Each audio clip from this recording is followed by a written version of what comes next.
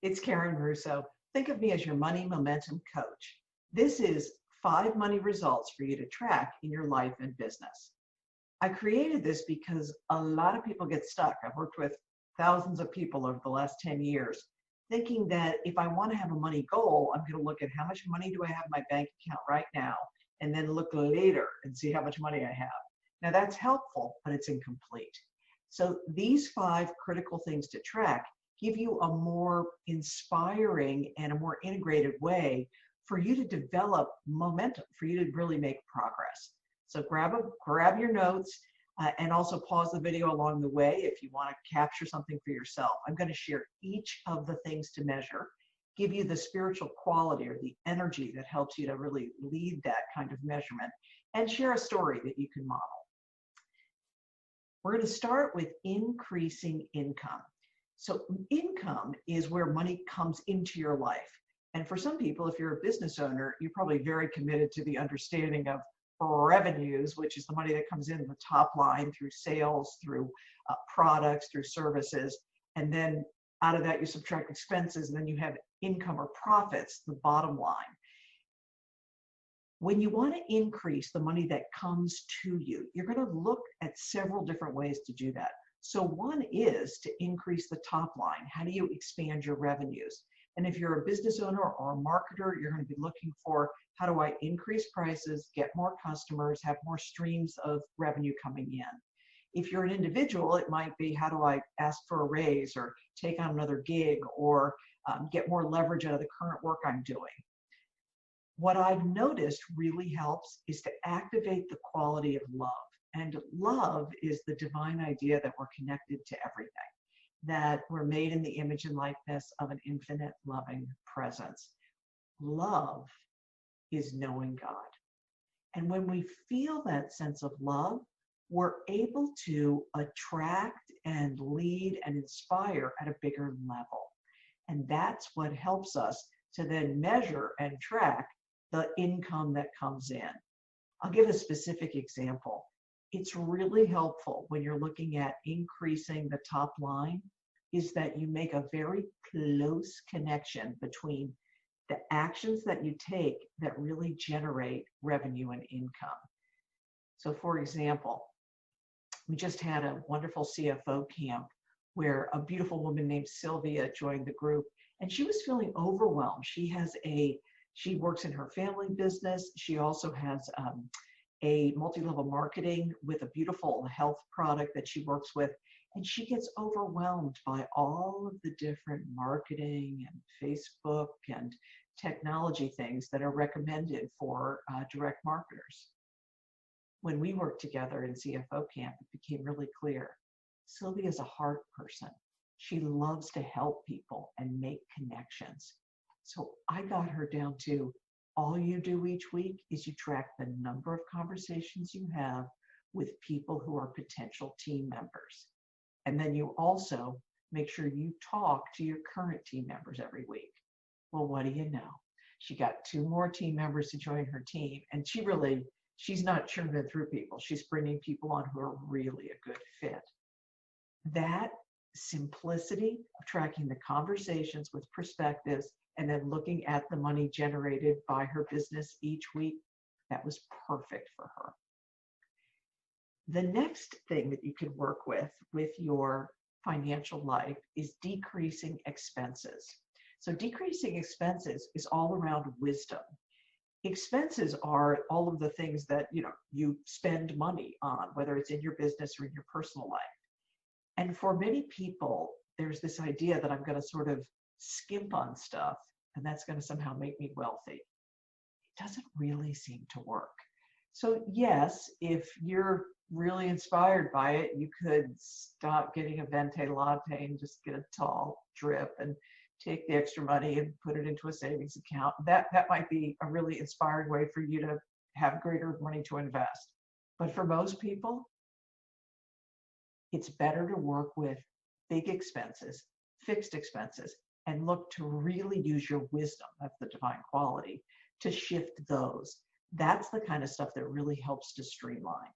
Fixed expenses are things like your housing expense or your transportation expense if you own a car, the things that are harder to change and change less frequently. But you know what?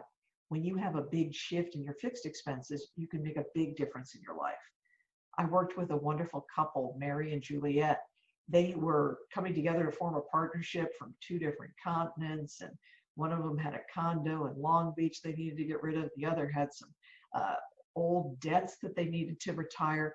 And what they did is, instead of working on little tiny stuff, is they made a decision to come bring their households together, get a really streamlined current living expense, go through the difficult and challenging process of selling that piece of real estate. It was not easy. And then looking to put money right into reducing some of their outstanding obligations. So they got really clear about working on the big stuff. And it turns out that that put them into a more prosperous place to start their partnership. So get wise. What are the big expenses you can make changes on? Let's talk about launching. So launching profitably. Many of you have new programs, new ideas, new products you want to bring forward. What I've noticed as a trend is that sometimes people wait to circulate. Don't do that.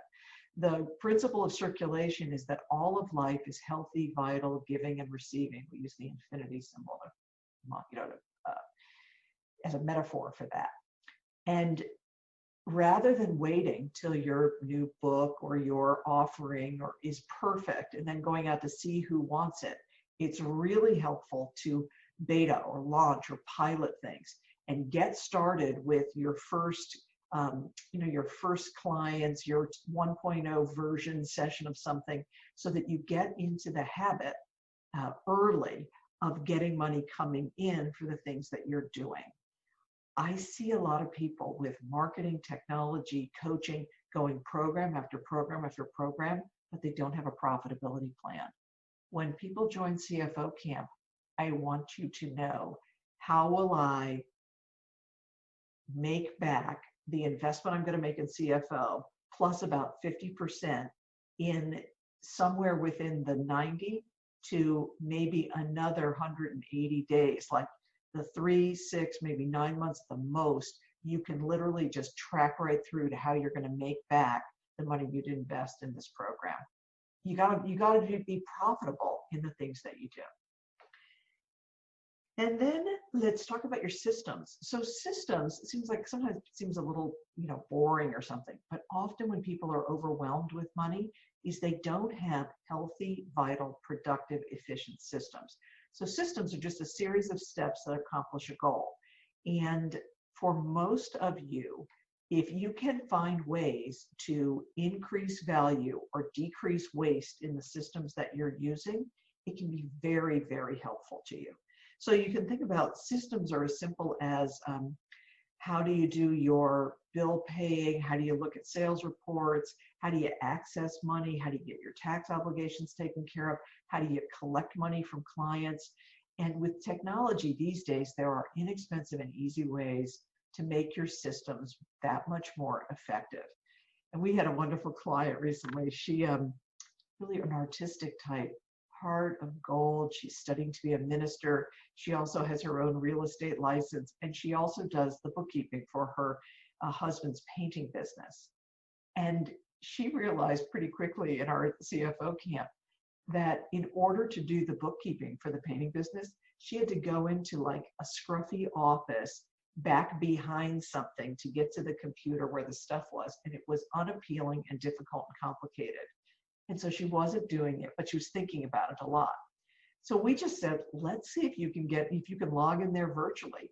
They got that set up so she can sit in her beautiful environment on her laptop, do that business, get it done, and feel like it's part of her artistic financial life. So with your systems, reduce waste, increase value. And finally, getting stuff done, completing projects. So this is such an important part of financial well-being, is to be able to finish the paperwork from your divorce, or get that refi taken care of, or complete, an obligation that you've got.